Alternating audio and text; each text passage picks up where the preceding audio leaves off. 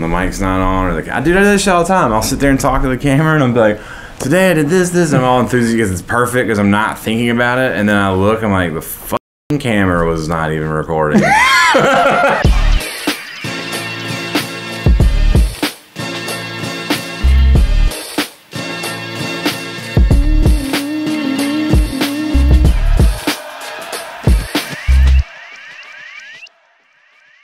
What's up, everybody? Welcome back to the Angel and Tony Show. We're doing it mobile one more again. And today we're here with Mr. Teddy Safarian, formerly known as BOOSTGOD. Are we allowed to use that anymore? Yeah, you can do whatever you want. Okay. Yeah. He was gracious enough to do this right before he takes off for Japan. So we are here in his hotel room right by LAX. Yeah, the Marriott. Wow. I wanted to get into a topic that's been kind of on my mind since I moved to Los Angeles, which is what makes art worth something? Is it like the art itself, or is it the person making it? Kind of where does it fall? And I felt like Teddy was a perfect specimen for this because you've always been an artist, but you kind of came up in this kind of world of sneaker vlogging, and then stepped back out of it to go back into being an artist and became successful at it. So you've kind of seen both sides of it, and I felt like you would have a unique take on that question. So where do you think it comes in? Like, what makes a piece worth like if I paint a black dot on a white canvas versus if, you know, Picasso painted that same dot on the same I don't think it's that canvas. easy though, you know? Like, I don't think it's as easy as saying like, well, if Picasso painted a black dot on a white canvas, it'd be worth, you know, $60 million. Yeah. Like, it's kind of like an assumption, I feel like. But it would be worth more than mine. Yeah, then worth that comes from just like your resume after a while. You know, like people like Picasso, like famous artists have a resume, which is why it's worth money because the other shit's worth money. You have to like dive deep into like why big art is like valuable, and it has a lot to do with one dude who like helped curate a lot of the famous artists that we have. There's a book about it, actually. I don't know the name of the book. But for what your question is, I think it's just when something is desirable and it is also, there's only one of them. You know, like I think when there's like I think desirability is what makes art, what's the word, digestible, or makes people want to digest it. Because I don't think it matters like necessarily who, like some of that who you are shit is people following the herd, and that's why they go to the museum. But I don't think that's why people buy art. So why do you think people buy art? To show off. To be the one that has the art. And you know, That most of the piece. art collectors I know do it to show off. But are they Shit showing that- off the art, or are they showing off like whose art it is? No, they're showing off whose it is. I see what you're saying, but there's like, where do you draw the line with who they are is what the art is, though? You know, like that's like, at what point does that blur? Like if you paint because it can't be as simple as a black dot. Like if you paint a black dot and I paint a black dot, then they're just black dots. But if, well, okay, so here's the thing. Like, I don't know if you've seen this video. It was Snoop Dogg like smoking a blunt, and he had these canvases, and he was just like painting shit on these canvases. Snoop Dogg says trash. but they auctioned off these paintings because Snoop Dogg painted them, not because Snoop Dogg knows how to paint. Yeah. See, now that is what we call pandering. You know, I think that is what we call just being. I mean, Snoop Dogg also dressed up like a hot pocket. So I'm just saying. Okay, but Bad example, maybe. But not even, because Snoop Dogg's famous for being a rapper. But now because of his brand, Right, he people- can dress up like a hot pocket. But people are fans of him for doing anything, so like no matter what he does, they want a piece of it. So he's just famous. I get what you're saying. Like you can just be famous. Like Tom Cruise tomorrow could sell paintings. Right. You know what I mean? Because he's Tom Cruise. I get what you're saying, but that's got to come down to just exposure. The amount of people that know who you are. So that way Greatly increases your chance. Like if 5 million people check on you every day, you're more likely to sell a piece of art. So then do you think that the popularity of a person correlates to the skill of the art? I think that it correlates to the following of the person, no matter what the art looks like. And then after that, then there's a few factors. You know, if it's like, if we're talking like old art, like Picasso and shit, like the factors come into the whole culture of fine art. You know, and then people bought shit for completely different reasons. If you're talking about now, do people even buy art anymore? I mean, I feel like rich people. Yeah, as super, far as like that you'll hear like a Basquiat sells for Yeah, 60 yeah. million from some Google dude. I mean, I don't know. Like now it's there's no new artists really either. Like either you're in that world and you really understand like new art and you're keeping up with it, but we don't celebrate artists like we used to either. Well, okay, so that kind of brings me to my next question, because in this modern day space, you kind of are this person who vlogs every day, so you were able to build this audience of people who are checking for you, who do like care about you and stuff. But like vlogging is a very like modern day thing that didn't exist before. But being social existed. So if you think about like, I don't know, Leonardo or whatever, like I'm sure he walked to the market and was social with people. Well, yeah, and they were like social with like royalty and whatever. But it's like the definition of what art is kind of like getting to a point where it's changing, because you can be a digital artist now, or you can like, some people might call like being a YouTuber a form of art. For sure. I mean, rappers call themselves artists, and I think it's the weirdest thing ever. Like I like rap, but I don't picture like, oh, I'm an artist. I'm like, no. But there's an art to rap. I guess, yeah, sure, but there's an art to fucking making forks too. What does that have to do with anything? So what's your debate about, like, why do you not think rap is an art? That's interesting. It's not that I don't think rap is an art. You better get me lined up. Like I'm just saying, like I'm not saying it's not an art, but when a rapper refers to himself as an artist, it doesn't, like, when I think artist, I think painter, sculptor, like making something physical. I don't think music, not that music isn't an art form, but I just don't think artist. I think musician, or I think, you know, like a recording artist. Yeah, you're like a musician, or you're a singer, or like a rapper, but the artist, like, you have to understand more than just rhyming to be an artist. Even as an artist in a song, you have to understand flow, which is rap, but you also have to understand construction, like composition. But I feel like a good rapper, like if you put like Kendrick Lamar, if you break down his structure and his songs and stuff, like you can't say that dude is not putting that shit together. But that's a whole different. You're talking Kendrick Lamar, right? Yeah. But let's talk about someone who doesn't. Like Lil Pump is an artist. Yeah, like, so it's like, yeah, you know, there's definitely levels, but Kendrick's more of like a poet. So is that an art then? It is, for sure. I get where I'm getting like trapped here, but at the same time, like, I guess the difference between Kendrick is that it's thought out poetry and it has a context that lands, versus Gucci Gang. It's not quite like poetry, or you know. So I think there's definitely levels to it. Yeah. So do you think, if in this sense now where you've like built this audience in this one lane, but you kind of operate in this other lane now, do you feel like if you wanted to, you could drop the vlog thing, or you could leave out of like the sneaker lane and still like be fine? Cool. I don't know. I don't know if I could drop the vlog. That's a scary one. That one's like, that's the big question, is if I could stop vlogging and still be able to sell as much clothing, I guess. And I think that I probably could because of other forms of social media, but I don't think that I could without the personal interaction and just being available to at least like some people. But for somebody that literally met you through that, like that's what drew me to you in the first place. Yeah. So I'm even that person who was like, oh, Teddy tweets back to these people. I'm gonna try to tweet him. Yeah. I try to get back to people, and I can't. Like now, it's weird because some people you can tell are tweeting me because they know I'll answer. Yeah. So I'm just kind of like, bro, this question's been answered 100 times. I'm not tweeting you back. So, but yeah, I think I just think being a friend to people is a big deal, you know, and in this world where, especially on the internet, where everybody's too cool, and especially in this world of sneakers and shit where people like, I got them, you didn't get them, like I just never, you know, it just doesn't appeal to me to be that way. It feels really cool to get cool shit, but it doesn't feel cool to get cool shit to make other people feel like shit. Yeah, so I also think the structure of your vlogs have changed like a lot from when I started to follow you. You know? The first one's like just so going bad. back of what Tony was saying about like, you know, you being in the whole sneaker stuff. Like I feel like it's less that. But I was also just really more into it. Yeah, like, and that's what I mean. It's like you were really into it in the beginning. Yeah, Adidas was totally different. It was like a nice moment in time where everything was exciting. Like I appreciated the low-keyness of it all, and I'm probably guilty for making it too big in some ways, like pushing it too far, but it just got to a point where I started to feel the same way about shoes that I felt like 10 years ago. when I left the last time, and it's because of the culture surrounding it all. It's like other people ruin the shit.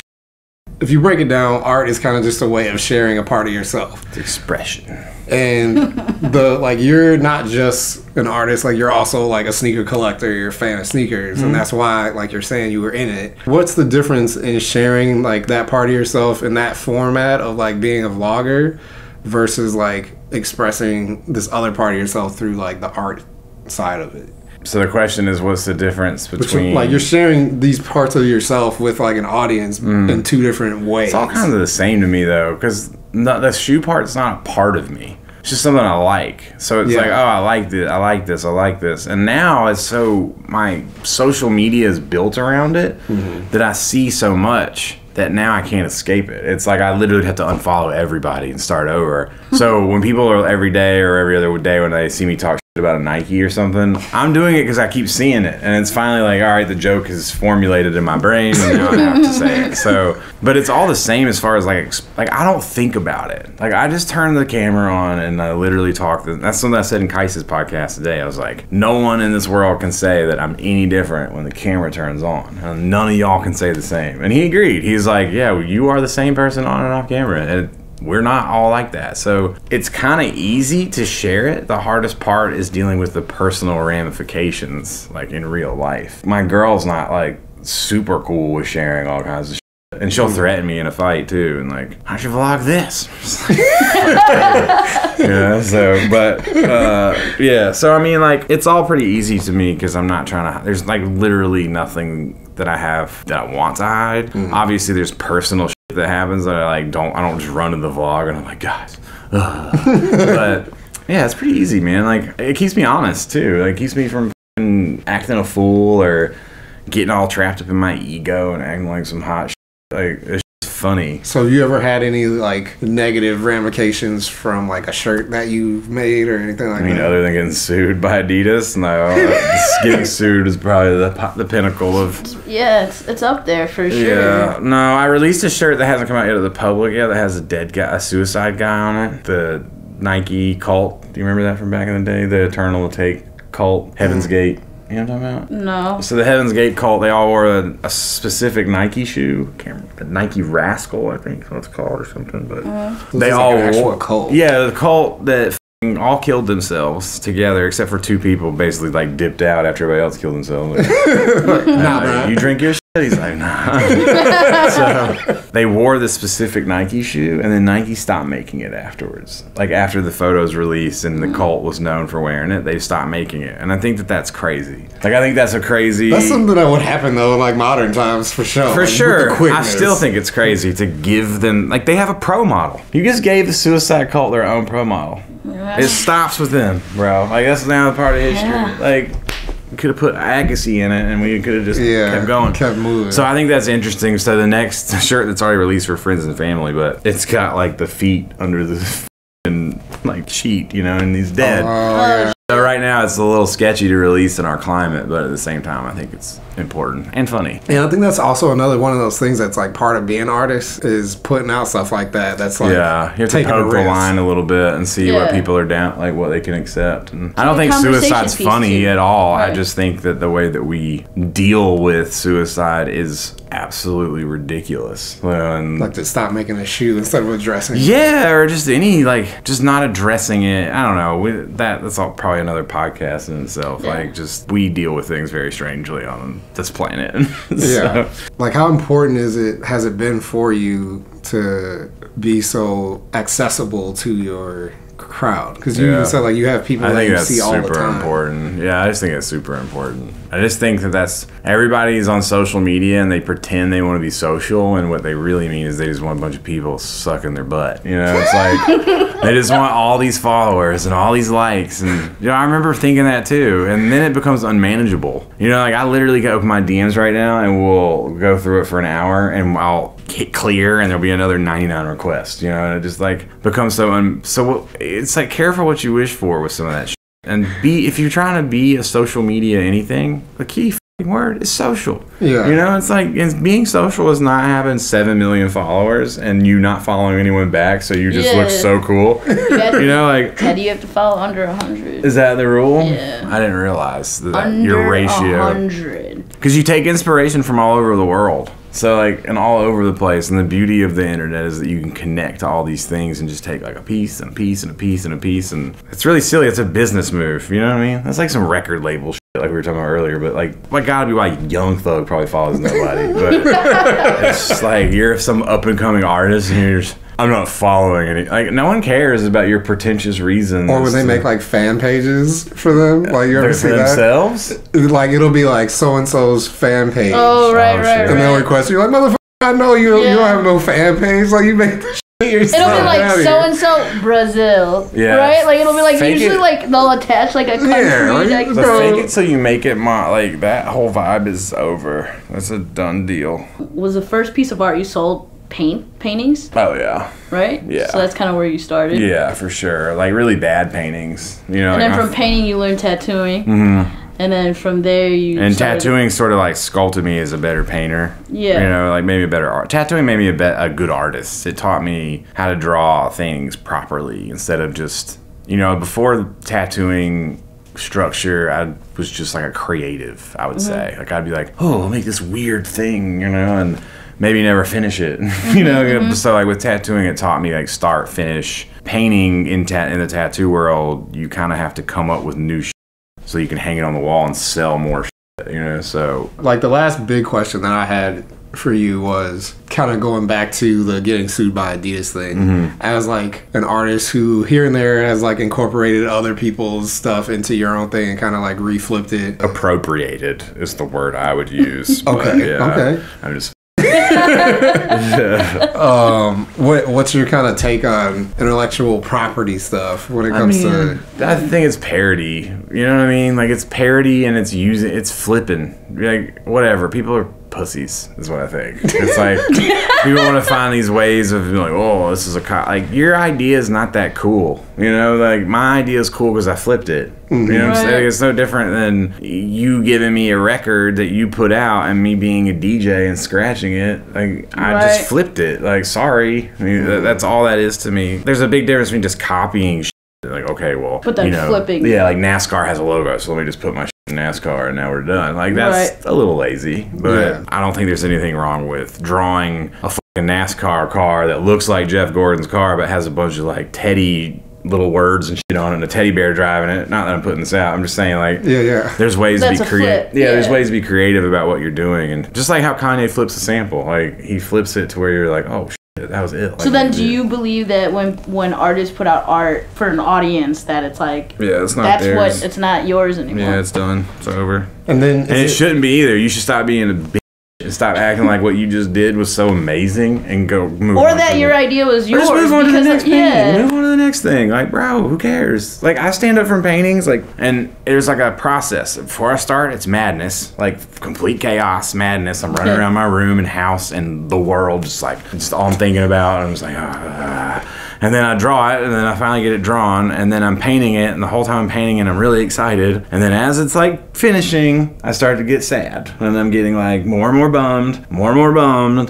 then by the time the final line's done, I'm like, F this painting. You know, it's like this thing's a piece of shit. I hate it. I fucked all this shit up, like, oh, and then it just makes me like, I gotta do the next one now. I can't redo it. It's like I gotta move on to the next one, and that's the way I treat everything. It's just like, bro, Tuesday's over. You know, it's Wednesday now. So let's get on to Wednesday, stop worrying about Tuesday, and get some shit done on Wednesday. And then you never know. Someone comes by and sees a painting that you see something you fucked up, and they're like, I want to buy it. It's $600,000, and then that's it. And I think that's the great thing about art is it's all basically open to interpretation. Yeah, it's like so objective. And the shit that stands out, you see in a museum, you think, oh, this was created with the idea that it was going to be in a museum. No, it wasn't. Like, dude, I was in Japan looking at shit on the walls in these museums that are behind bulletproof glass, and there's like smears in the lines and shit. And I'm like, my man didn't give a f when he was painting this. Yeah. But we look at it in books like it's so pristine, and it's not. It's just,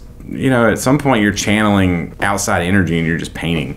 how important is it then in that case to just make something that connects to an audience versus something that's just like what you want to make when it comes to like being an artist as a profession? I think when you make things that you want to make, you'll connect to the audience that you need to connect to.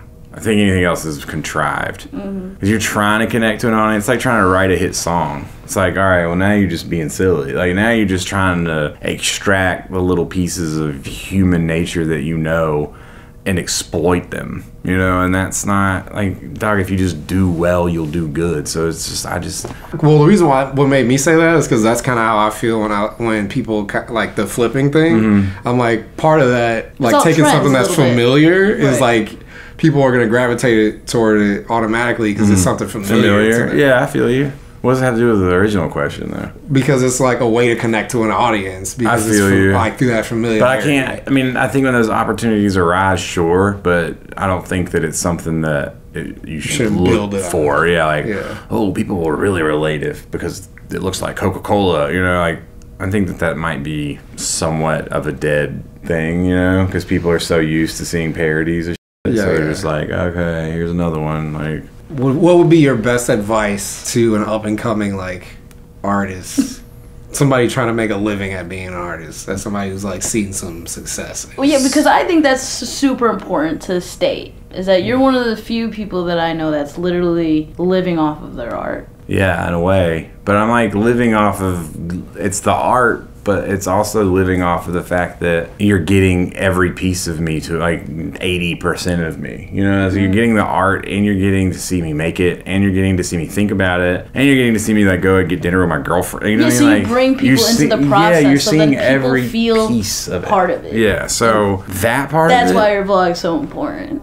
Yeah, I feel like it is too. It shows exactly what's going on. Like, I sold art as a tattooer, like as tattoos obviously, but I also sold paintings. But when this YouTube shit was like popping off, I couldn't sell art then either. Like, I wasn't able to just sell prints like I can now. Like, now I sell 200 prints without blinking, you know? And before, people weren't buying prints at all. I had to kind of like train people into, look, you can get a copy of this print. This is a Yikle. This is the closest you can get to an original. You know, this is worth money. This is considered an original. Like, all these things that people aren't educated on. And I feel like I've slowly walked them down this hallway of trying to like, hey, you know, it doesn't have to be some whack shit, you know? And even the whack shit, like, I put out whack shit for that purpose. Like, I put, like, people don't think it's whack, and it's not super whack, but to me, it's not anything that I ever really fucked with. Like, it was, again, just because it's what people were demanding, and I was like, this is what they want. This will give me the opportunity to give them later what I want to do, and that's all it was used for. And that's the whole series of the Godzilla paintings, is explaining all of the shit that happened, but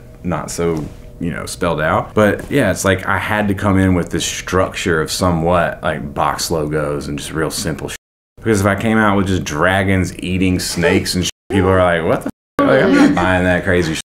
Like, it's crazy because your clothing designs have changed like insanely, right? Dramatically. Yeah. But it's like what I wanted to be doing the whole time was just freaking it, but I knew people would just be like, yo. But it's so much better. Like, it's so much better. You had to dumb it down so you could dumb it down. Yeah, 2 changed it. I like, literally literally, like a lot of the old. I have a lot of your old stuff, but like I like it matched all the of your whole new hype. stuff. Yeah, it matched all the hype.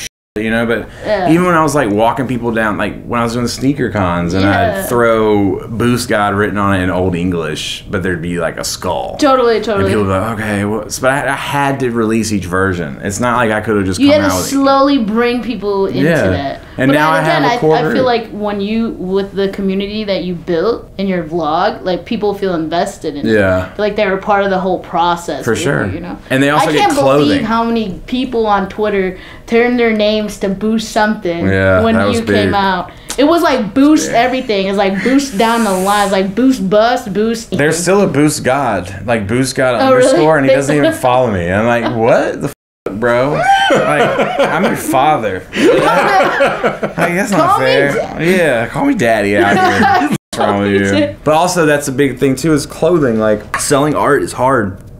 it's expensive. You know, even tattoos are expensive and permanent. And so for me, it was like, okay, I'm really good at drawing. And every time I draw something or paint something, people are like, damn, that's so badass. Like, you know, in the tattoo shop, some big drawing be hanging up and people be like, man, who's getting that? I'm like, nobody, because everybody's a pussy. So you want to get it? And they're like, no, man, my wife would kill me. So it's like, eventually it's like, how do I get people to consume this, you know, when they want it, but they don't have a way to like actually take it. And clothing was the big, oh, everybody needs a t-shirt. You know, people will buy a t-shirt to wear once. You know, like, oh, I know it's going to shrink. You know, and I try to like fill that gap too, where you can wash the shirt and still wear it and not feel like shit putting it on, you know. So that was the real big catalyst, because people can afford clothing and people can't really afford as much art, you know. So making your art affordable into like a medium that people can easily digest was, and desirable, because it's not around all the time. So it's like, if you kind of miss that moment in time, you missed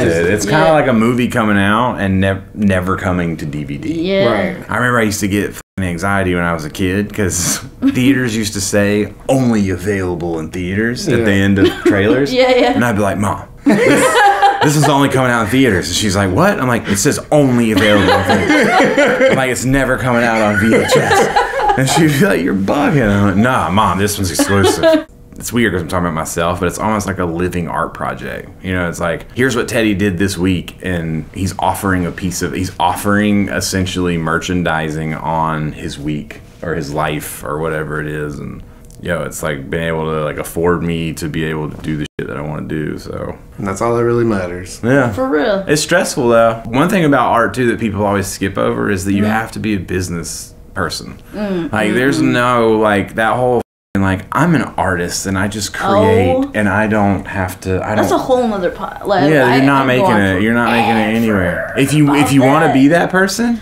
prepare to lose and be broke. Prepare to lose a lot of money. Well, like be broke from a manager. Broke. Like you're gonna get robbed by somebody. You might make it for a little bit, but someone else is gonna have to like keep to you, and they're just gonna rob you. So, but I think that's why you're like so special. Like no lie, because you've been able to turn that into a business. A successful one. Yeah. Well, this has been very educational, and I hope all you artists out there are trying to make some money, see how much really goes behind it, and if you really are about that life. Just make shit, dog. Make shit. It's not that hard. Make shit and understand business. Make shit, figure out how to sell it. And don't be soft. Can't be soft. If people don't like it, oh well. Like that's not really. That's not for anybody else to decide. Like that's nobody's. Just move on. People think their likes matter. You know, like, oh, I did this painting, I got 13 likes. All right, cool, that's great. If I gave their painting to Justin Bieber and he posted it, it's probably gonna get like 6 million likes. You know what I mean? So the painting is fine. Your ass just ain't in the right lane. Like, you know, like it's just like you just don't have an audience. So stop, like, dude. Every beat in the which I've made thousands of dollars off of these beats now. Every single beat in the vlog is like 3 years old. You know, like we made those beats and no one gave a shit. Like we were like wasting time doing drugs and making beats and like saving them and be like, whatever. And now it's like a sound. Like you had no idea we were building a soundtrack to what we were gonna do later. So it's just like, stop acting like you know everything. People always act like they know everything when it's bad. And all of a sudden it's like, my day's gonna be terrible. It's like, it's crazy how you want to predict your future when it's bad. I don't ever wake up and be like, I'm gonna have a great day today. It's gonna be the shit. Like just do that. Like what the. Who cares? Just keep on doing shit and keep on doing shit. Keep on doing shit. Keep on doing shit. That's Teddy. it. Thank you, Teddy. You're welcome. Safe travels to Japan. Peace. You know what I'm saying? This is a Japan thing they do. Yeah. Follow Are you ready to be? Follow his vlog. Now you ready for us to be YouTubers? Oh, it's Teddy. Like. Oh yeah, like and subscribe. Comment, subscribe, share with your friends. We're also on Spotify and iTunes. Getting it. Yeah. And then follow Teddy because you guys. If you want, you don't have to. People are priority following Teddy. That's cool. going He's to be about to go do cool shit fine. in Japan. You don't have to follow me. It's okay. You're priority following him. It's fine. Unfollow me if you're following. Okay, bye. Deuces.